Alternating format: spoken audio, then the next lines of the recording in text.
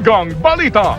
Daan-daang tao pinangangambahang patay sa mudslide sa bayan ng St. Bernard, Southern Leyte. Live mula sa ABS-CBN News Center, Manila, Julius Babaw, Ed Filon at Karen Davila. Ito ang TV Patrol World! Magandang gabi, Pilipinas! Kami ang mga patrol ng Pilipino. Nagbabalita at naglilingkod sa inyo saan man sa mundo.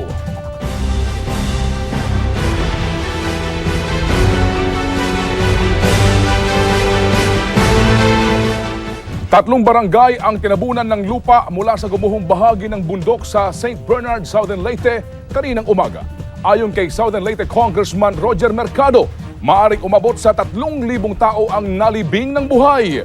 Sa estimate naman ng Philippine Red Cross, 200 ang pinangangambahang patay at merong 1,500 ang nawawala.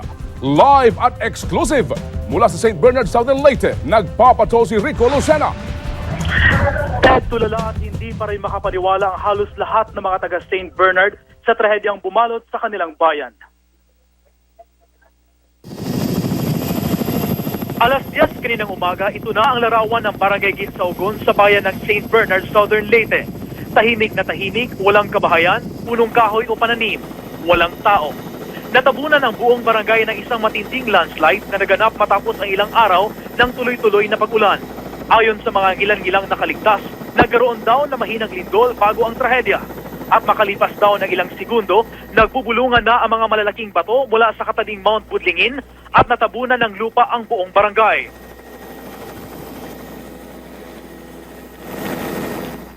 Sa loob lamang ng 5 minuto, mistulang nabura sa mapa ang buong barangay. Tinatayang hindi bababa sa 3,000 katao ang nailibing ng buhay at halos 400 kabahayan ang nalibing sa putik. Kabilang din sa mga natabunan ang isang elementary school na kasalukuyang nagkaklase noon, isang barangay health center na nagdiriwang ng anniversary ng mga kababaihan at mga pamilya na naghahanda ng pananghalian.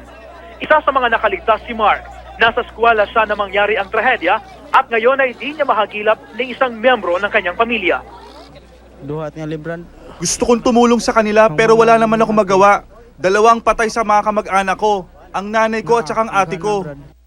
Nahirapan ang mga tao dito na iligtas ang kanilang mga kababayan dahil nga dito ay isang napakalawak na ilog at saka napakahirap para sa kanila na tumawid at tingnan kung ano ang mga nangyari doon sa naturang barangay. Sa ngayon ay kanina lang inaasahan na mayroong mga tao na tutulong sa kanila, lalong-lalo ng ibang lokal na pamahalaan sa buong bansa.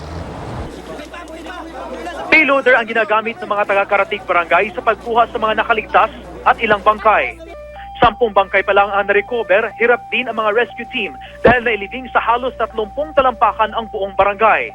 Tarampatang tulong kung saan man ito makuha ang hiling ngayon ng mga taga-Leyte.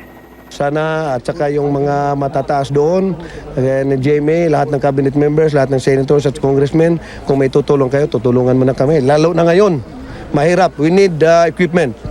At saka ngayong gabi, kailangan namin ng ilaw. Yung mga tao nandito sa poblasyon, umuwi na kayo kasi walang tubig. Rico Lucena, Patrol ng Pilipino, St. Bernard, Southern Leyte. Samantala, Rico? Yes, Ted? Yes. Sa ngayon, Ted. Go ahead. Yes, Ted? Rico, sa ating video na ipakita kanina, meron dong portion na talaga namang puro lang putik eh. Ito ba mismo yung barangay na natabunan? That's right, Ted. Yan ang buong video na yan, yung mga area na yan na talaga namang walang bahay, walang punong kahoy, walang mga niyugan, and etc. Yan yung barangay ng Barangay Ginsaugon. Practically the entire barangay yung natabunan, Ted. Mayroon niyang 450 hectares, ganyan kalaki at kalapad yung barangay. Ito nga ang pinakamalaking barangay in terms of land area at pang-apat na pinakamalaking barangay in terms of population. More or less 3,000 at 3,000 katao ang natabunan ng buhay sa naturang lugar. Mayroong 385 households sa naturang barangay.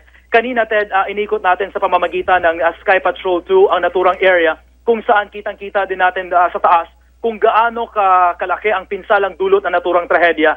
Kanina din ay nakausap natin ng ilan sa mga survivors. Isa na doon ay ang 20 anyos na lalaki. Ayon sa kanya, hindi niya alam kung ano na yung nangyayari.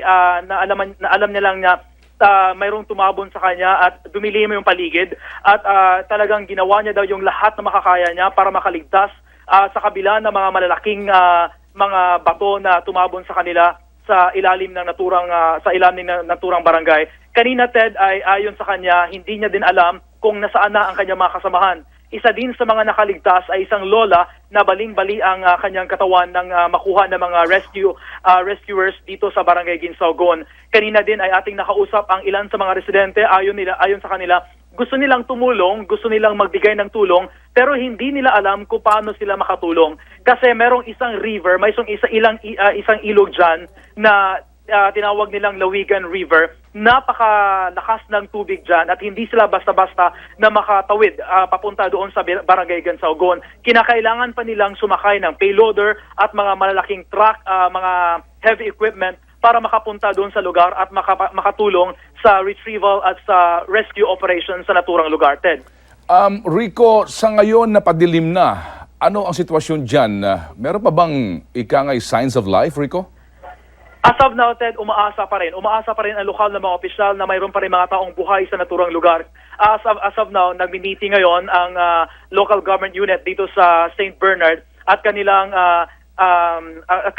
binigyang pansin ang mga tulong na pwede nilang ibigay at kung ano yung mga tulong na talagang hinihingi at kinakailangan nila.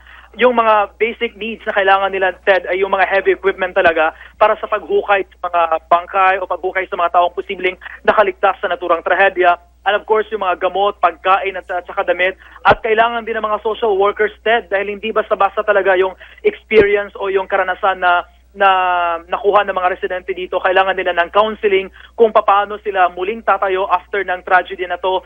At sa Barangay Ginsaogon, practically walang ilaw doon. Hindi sila basta-basta na makalapit sa area.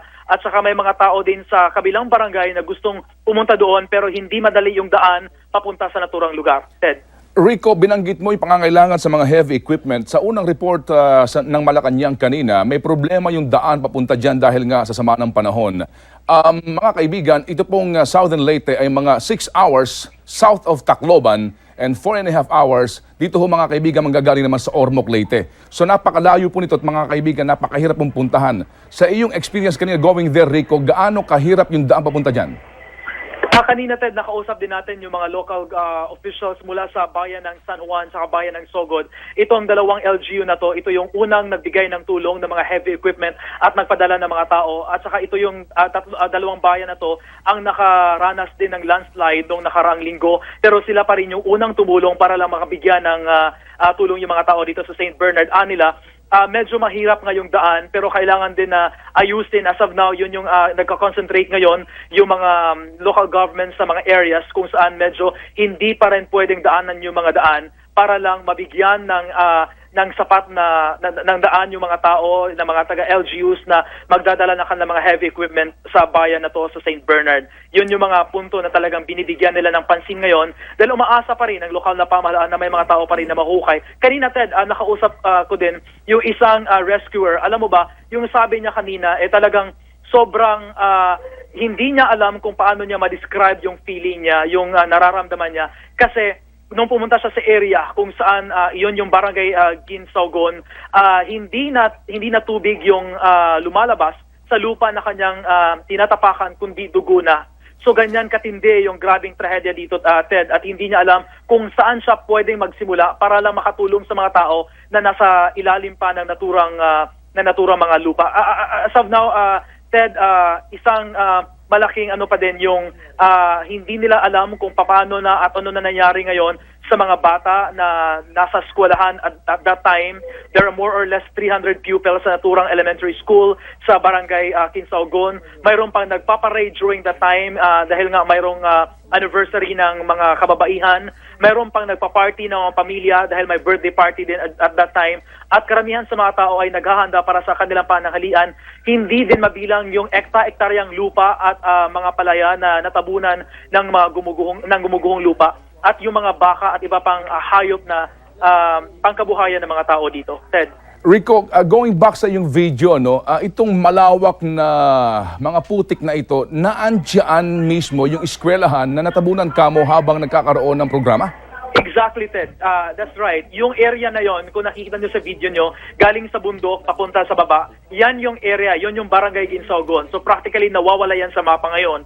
Well, in fact, pagdating natin sa pamamagitan ng Sky Patrol, inikot natin yung lugar. Hindi nga namin alam kung saan yung barangay Ginsaogon. Akala kasi namin na yung area na yon ay pwede pa natin makita yung mga bubong o mayroon pa mga bahay, etc. Pero nang naglanding tayo at tinanong natin yung mga tao, asan ba yung barangay Ginsaogon? Wala silang ibang maituro kundi lugar na yan. Yan yung area na yan, yung kung saan may lupa at mga gumuhong malalaking bato. Yan yung area ng Barangay Ginsaogon na hanggang ngayon hindi pa rin alam ng mga tao kasi nga ang lalim ng area about 30 meters yung lalim at hindi nila alam kung saan sila magsisimula in terms of retrieval at saka recovery operation.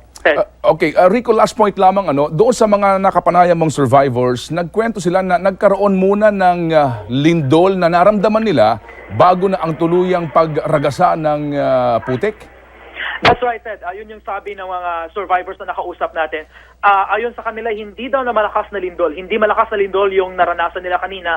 Instead, isang hinang lindol lang. Pero hindi nila akala that after 5 minutes ng lindol na yun, yun na, bigla nang nahulog yung mga malalaking bato.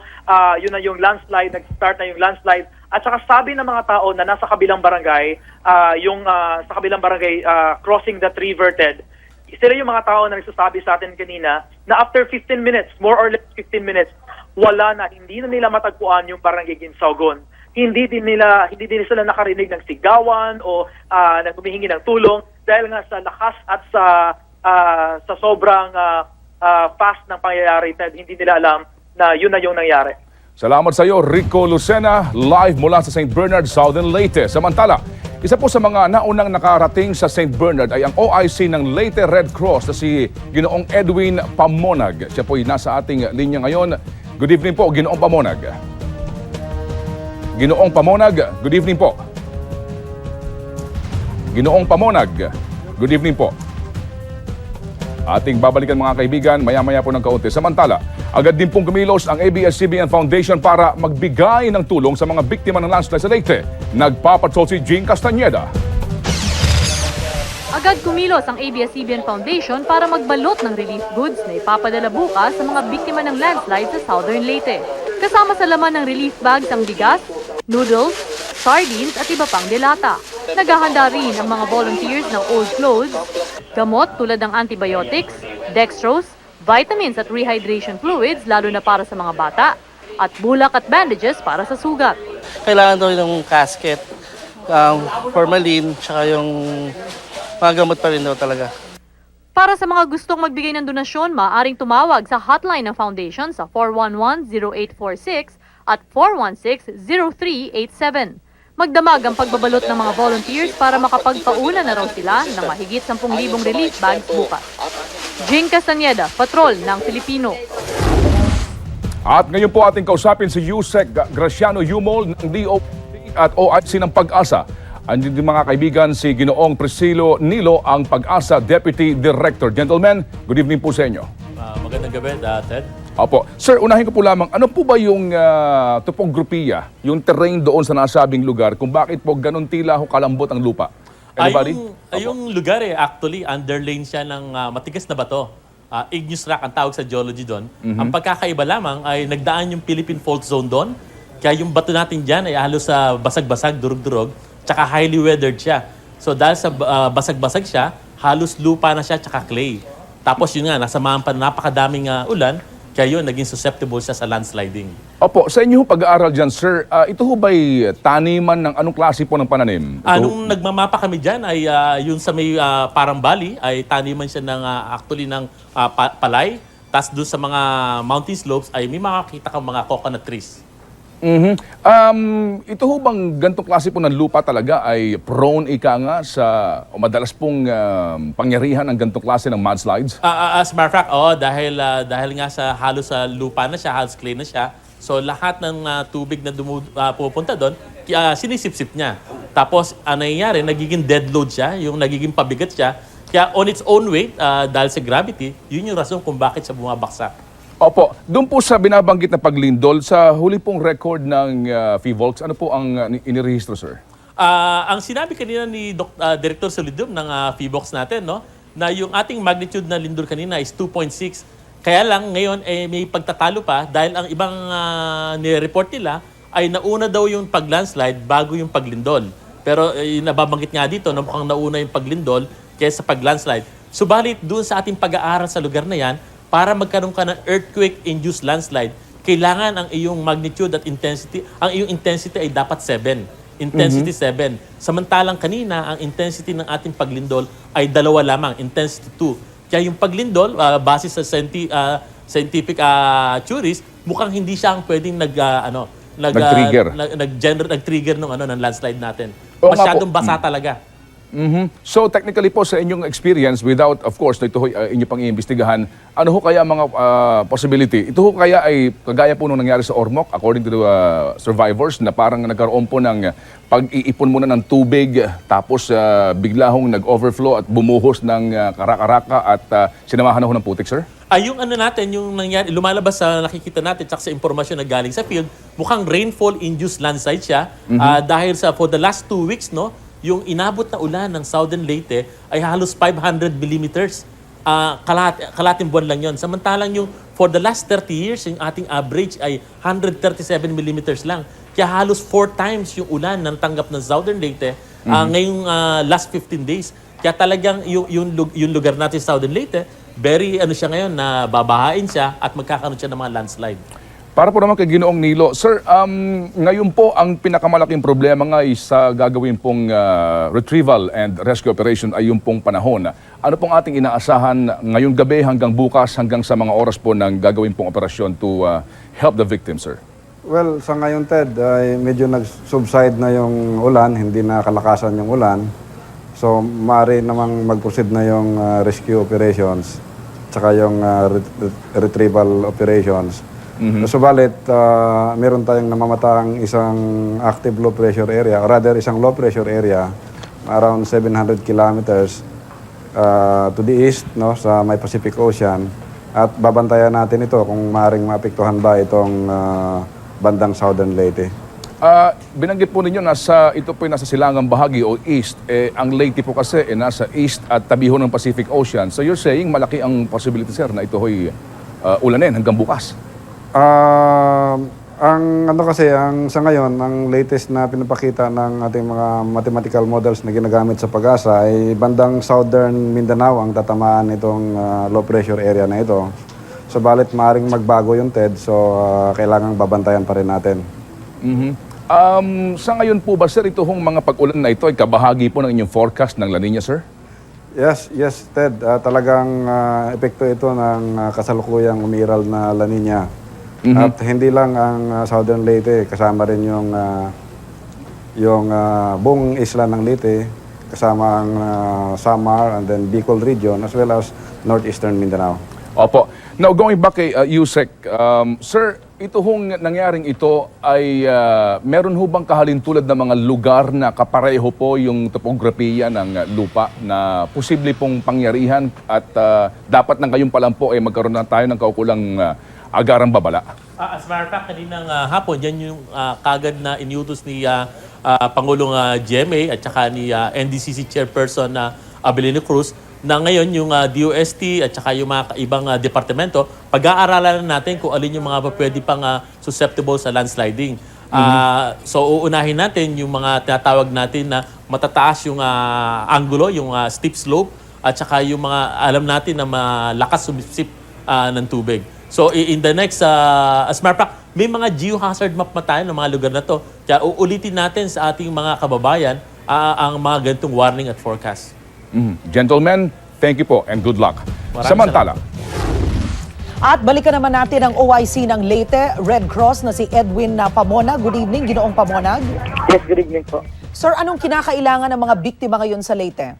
Okay, so ito po ang kailangan namin dito for the sa mga patay. We need cadaver bag. Food for those to our mga survivors po natin. Medicines, kailangan natin water, at kung kailangan din natin sa site yung generator so that we have continuous 24 hours operation. Okay. Sir, sa ngayon, hindi pa rin natiyak kung ilan talaga ang nasawi. Base po sa latest count ninyo, ilan na po ang mga bangkay na nabilang? Okay, based on body count sa Red Cross sa aming mga search and rescuer, mayroon na tayong 11. 11. 11 po. Out of this 11, 6 po ang babae sa legal age, 2 male, 1 foreigner, at saka 3 bata. Okay. Sir, sa ngayon po ang mga yung mga sugatan ay saan po dinala ang mga sugatan ngayon? Ay yung iba, itinransfer po sa Anahawan District Hospital. Okay. Sir, bukod po sa mga sugatan at sa mga nabanggit nyo na kinakailangan ngayon, huminto na po ang rescue operations ngayong gabi. Actually, hininto namin kasi maulan dito ngayon and we do not want na yung ating mga search and rescue members na malanganin. Ngunit hindi ba ito mapanganib, sir, kung maiwan? Kumbaga kung maiwan ang ilan sa mga biktima sa ilalim pa rin ng putik ngayong gabi? Yeah, oo. Mahirap kasi madilim ang area at saka ang panahon umuulan dito. So we have also to take care of our rescuer. Okay. Sir, nabanggit nyo kanina kailangan nyo ng tubig, cadaver bags, pagkain. Ano pa, sir, ang maaring ibigay dyan sa inyo ngayon? So, kung mayroon tayong mga available dyan na mga social worker na pwedeng padala dito for risk debriefing, yun din ang kailangan dito. Kamusta ang mga doktor, sir? Sapat po ba?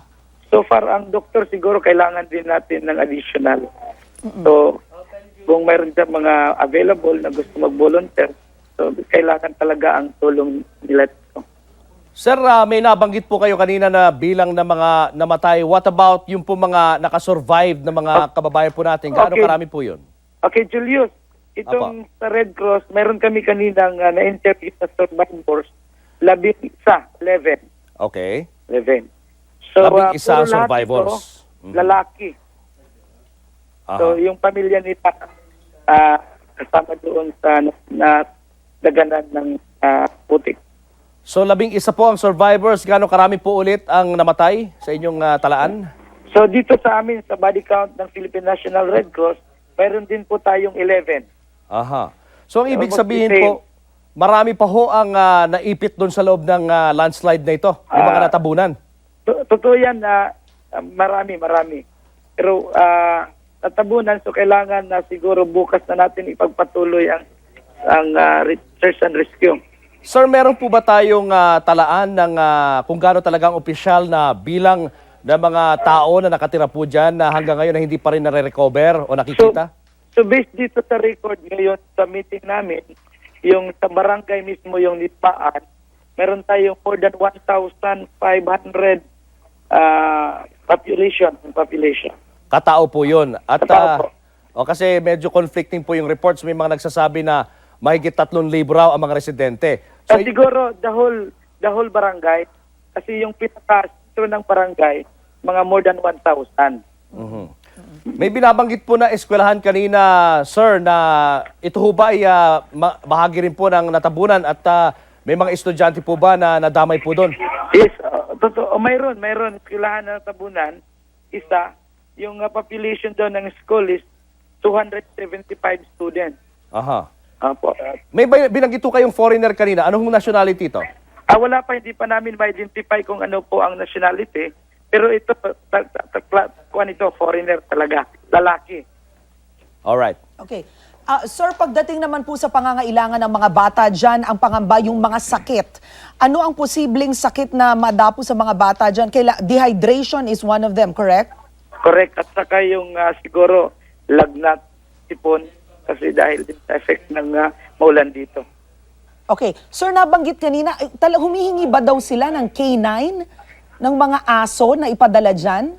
Pwede po yun sa retrieval para madali kung saan ang talaga yung area na pwede nating identify na may casualty o may patay. Alright. Maraming salamat po sa inyo, Ginoong Edwin Pamonag, sa oras po ninyo ngayong gabi sa TV Patrol World. Samantala, nasa atin po ngayong linya ang Mayor mismo ng St. Bernard, si Mayor Maria Lim. Mayong gabi, Mayor, si Ted Filon po ito ng TV Patrol World. Mayor? May gabi, Ted. Opo, Mayor, yun ho bang nasa amin po ngayong video, no? Just to clarify the issue at ito hong trahedya. Ito ho barangay mismo o sityo lamang ng barangay? Mismo ang barangay at saka sityo. Aha. Oo, kasi itong barangay, malaking barangay ito. Opo. So going back dito ho sa inyong paunang report, ang populasyon po ng buong barangay ay ilan po sa record ninyo? Pinakahuling record, Mayor. Basta 375 household yan. Aha. Opo. Lahat, pati na yung 2 sitios, abot siguro ng 3,000. Opo. So, Mayor, ngayon pong gabing ito, meron ba kayong ginagawa na with the help of your barangay chairman? O, nga pala po, asa po si chairman? Wala na. Maski yung mga rescue team, huminto na. Pati ho ba si chairman ay namatay, Mayor? Ha? Si chairman ho ba ay nawawala? Ano po nangyari kay chairman? Basta hindi nakita hanggang ngayon. Siguro, natabunan din. Kasi may affair doon eh. May anniversary yung sa Women's Association. Pati ako nga, kung wala pa akong ibang meeting kasi ako sa kabilang bayan, kaya hindi ako nakapunta doon. Yun, mga na lang namin, yung nurse namin, yung peso manager namin, saka yung DSWD nandun din. Mayor, meron ba kayo ngayong ginagawang parang head count dito ho sa mga survivors sa inyo po ngayong pagkalinga sa mga nakaligtas? Kung ilan po sa total number no ng inyong populasyon sa barangay? Yung dead na na-retrieve namin ay 15. Yung namang yung survivor ay yung pinulot ay ano ba yan? Kanang kinuha ba? They were recovered directly from the area, the landslide area ay 6. Hello? Opo, go ahead, Mayor. You're on the air. Opo, go ahead, Mayor, please. Ay 6. At yung namang naka-escape na dun sa hindi talaga dun sa side ng barangay. Yung sa gilid-gilid lang, nakatakas. Pero nagdaan sila ng tubig. Opo. Mga 35 sila. Ang survivors, Mayor, na nabilang po ninyo so far? Mga evacuees. Ang evacuee center namin ay 4. Hindi, more than 4 kasi Katmon, Barangay Tambis 2, dito sa auditorium namin, sa elementary school namin, doon naman sa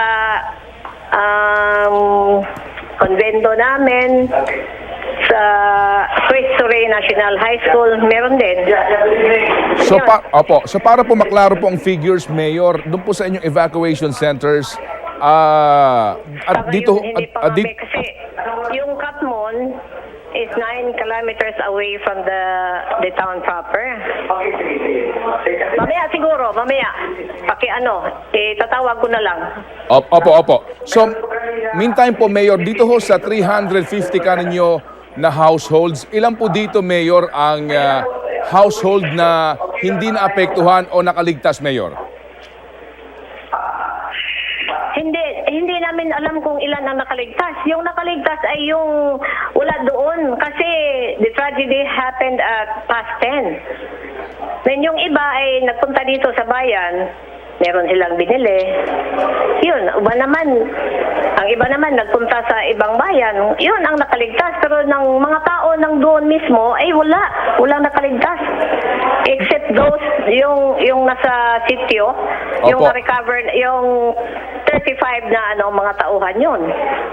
Oo. Napuntahan niyo po yung mayor mismo yung lugar kanina? Oo, pero malayo-layo. Hindi talaga nandun on site kasi ayaw nila kung papasukin doon kasi peligro daw. So hindi niyo ho napuntahan mismo yung actual na lugar, Mayor? Pero makita naman. Hindi. Doon ako talaga. Ginsawgon talaga. Pero hindi yung mismo na barangay kasi hindi pwede ka papasok doon. Baka kung mag-landslide na naman, pati yung heavy equipment namin hindi nang kaboom. Opo. So Mayor, sa ngayon po, no, sa ngayon po na meron tayong trahedyang ito, who is on top of the situation? Sino ho ang pinaka-in charge sa lahat po ng kilos para sa retrieval and rescue operation, Mayor?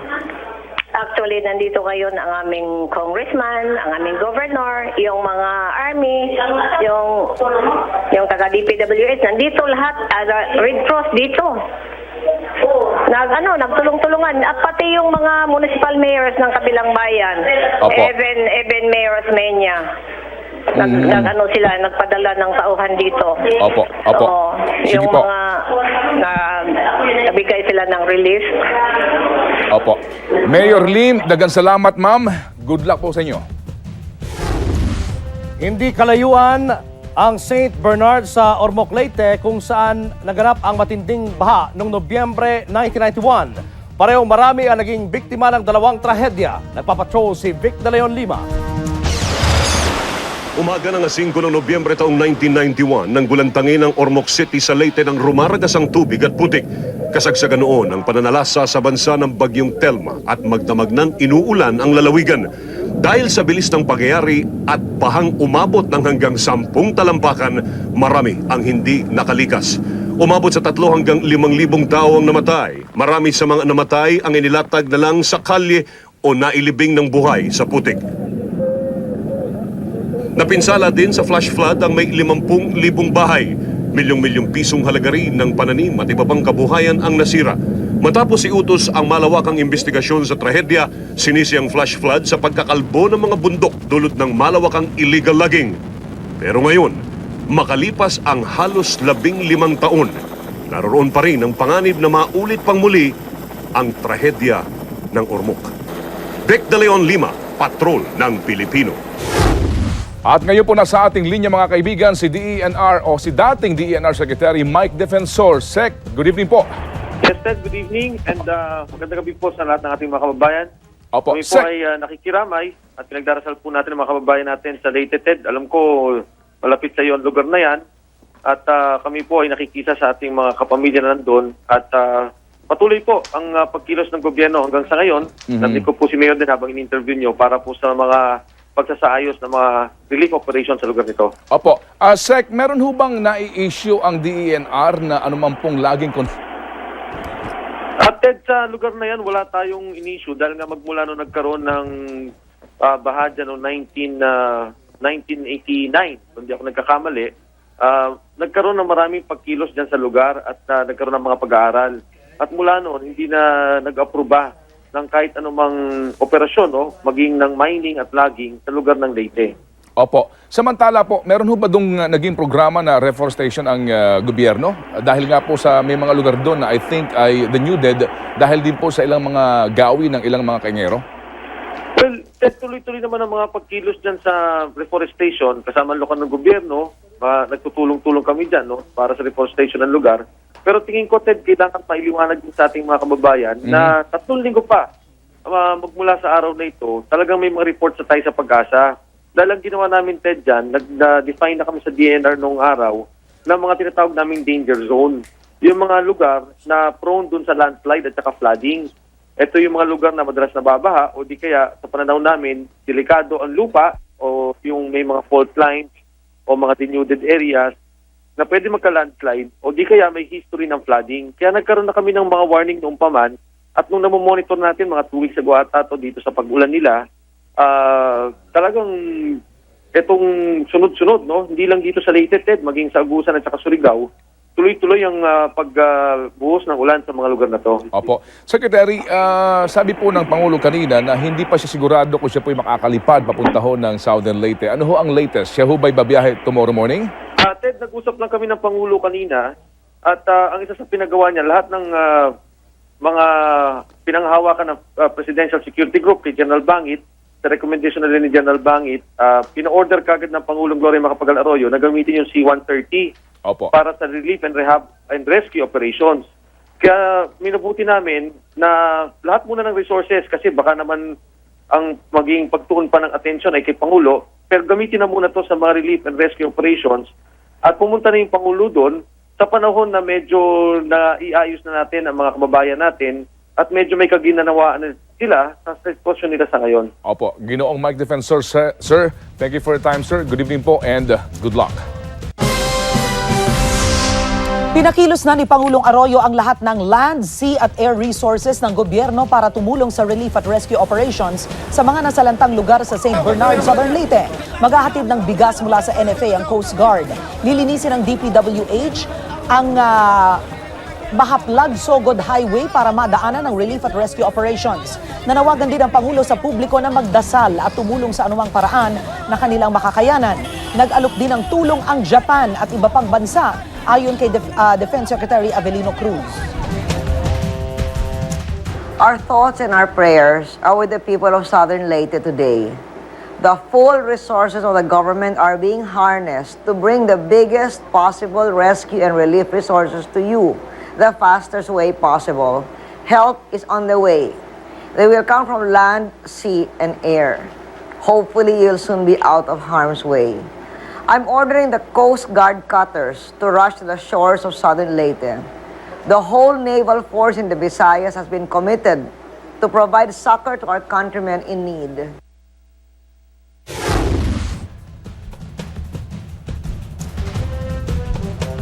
Isinisisi sa pagkakalbo ng kagubatan ang malawakang landslide at matinding pagbaha tulad ng nangyari sa Ormoc noong 1991.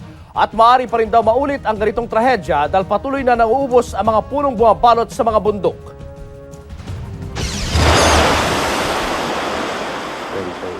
Taong 1991, naramdaman ang epekto ng walang habas na pagsira sa mga kagubatan. Mahigit 8,000 ang nasawi sa pagbaha sa Ormoc City noong Nobyembre ng taong yun. Ang Ormoc City ay matatagpuan sa isla ng Leyte. Di kalayuan kung saan naganap itong panibagong trahedya sa St. Bernard, Southern Leyte. Sinisi ang Ormoc tragedy sa mga nakalbong kagubatan na sinabayan ng matinding pagbuhos ng ulan. Matapos ang trahedya ay naglunsad ang gobyerno ng sunod-sunod na imbestigasyon at natunton ang problema sa mga kalbong kagubatan, lalo na sa mga kabundukang nakapalibot sa karamihan ng mga bayan at lungsod sa Leyte. Pero ayon sa Haribon at iba pang mga environmental groups, ningas kugun lang ang nangyari. Mga maliliit na operasyon ang pinag-initan at wala namang malalaking illegal loggers na naipasara. Noong 2003, marami ang namatay sa mga pagbaha sa Maasain, San Francisco at Liloan. Ang Liloan ang bayan na katabi lang ng St. Bernard.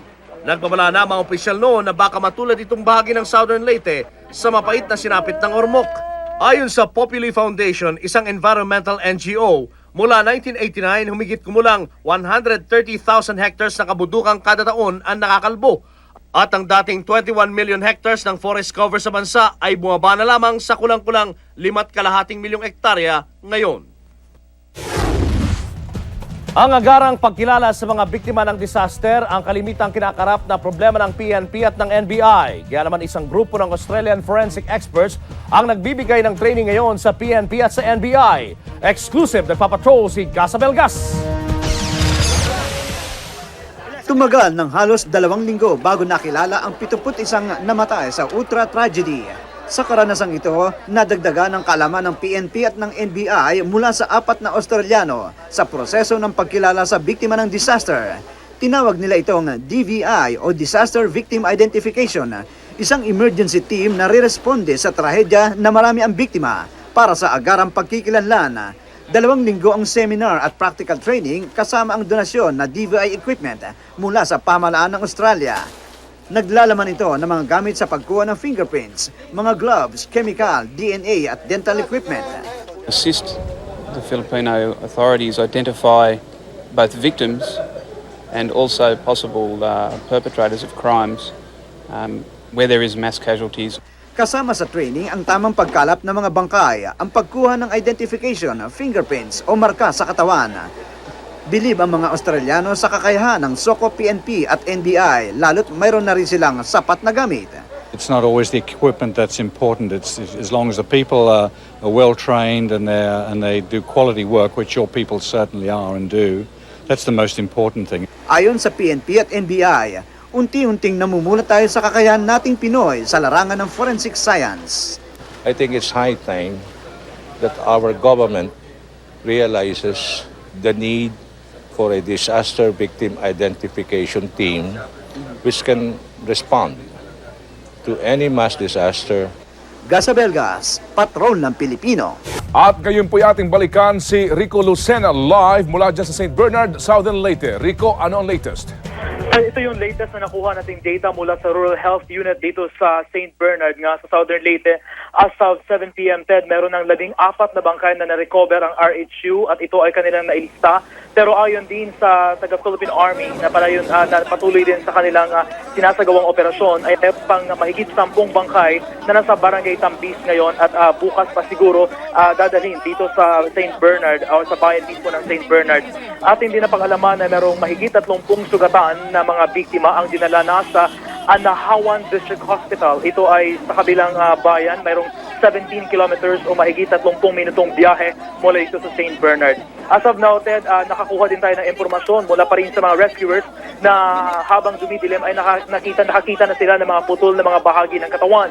Nagsimula na mangamoy ang buong lugar ng Barangay Kinsaugon pero hindi pa rin nawawala ng pag-asa mga tao na may mga tao pa rin buhay sa ilalim ng naturang lugar.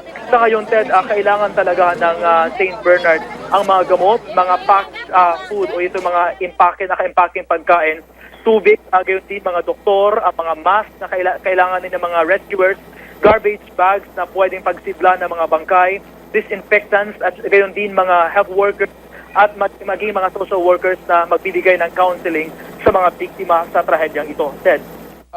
Rico, sabi ni Mayor Lim kanina, kahit siya mismo hindi nakatungo sa lugar dahil nga sa pangamba na baka magkaroon pa ng panibagong landslide, ano ha? Sa ngayon, ano ang sitwasyon dyan? Meron bang mga nagtatangkapang maghanap ng kapamilya? At meron ba silang dalang, for example, a generator man lamang para mailawan o Petromax, ika nga? Sa ngayon, Ted, mayroong mga tao na nagsusuputan na dito sa St. Bernard Municipal Hall. Ito yung nagiging sentro ng kanilang operasyon, tulong at iba pa.